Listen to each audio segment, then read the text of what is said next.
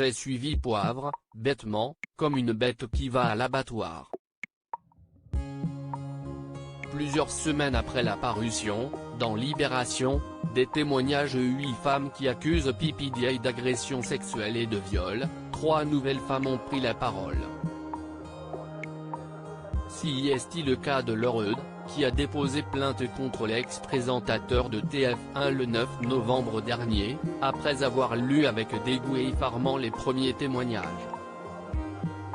À Libération, elle explique avoir rencontré Patrick Poivre d'Arvor alors qu'elle était stagiaire presse au Festival de Cannes, en 1985.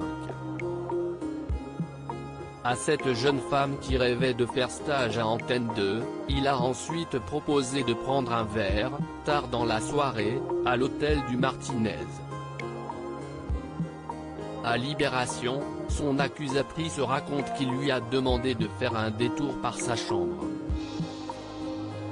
J'ai suivi Poivre, bêtement, comme une bête qui va à l'abattoir, se souvient-elle. Dès qu'ils sont entrés dans la chambre d'hôtel, PPDA a sorti son sexe qu'il frotte contre son lit, décrit Lorraud, qui lui a répondu immédiatement « Non, je ne suis pas là pour ça. Je vous rencontre dans la perspective d'obtenir un stage. Ma future belle-mère a acheté votre dernier livre. Vous donnez l'image d'un homme romantique. Pourquoi vous conduisez-vous comme ça ?» La stagiaire de 23 ans s'est alors retrouvée allongée sans culotte et sans pantalon sur le lit, PPDA au-dessus d'elle. J'ai le sentiment de me liquéfier pendant qu'il me pénètre sans préservatif.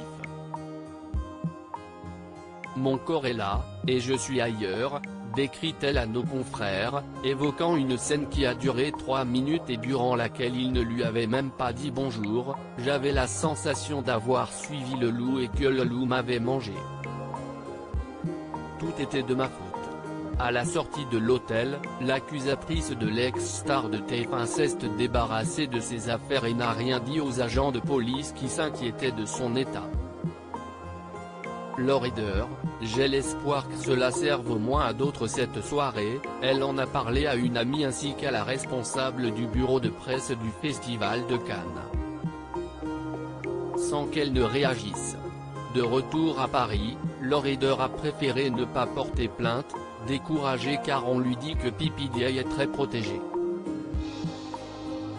Plus de 30 ans après les faits dont elle l'accuse, et alors qu'ils sont prescrits, elle a changé d'avis après avoir lu les témoignages effroyables des 8 autres femmes. J'ai l'espoir que cela serve au moins à d'autres, confie-t-elle à Libération.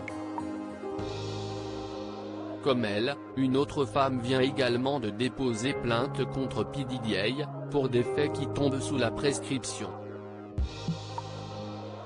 L'une comme l'autre dépose plainte par solidarité avec les autres ayant témoigné contre l'ex-présentateur pour ne pas laisser dire que ce sont des menteuses, a expliqué leur avocate Lauraini Chalafp.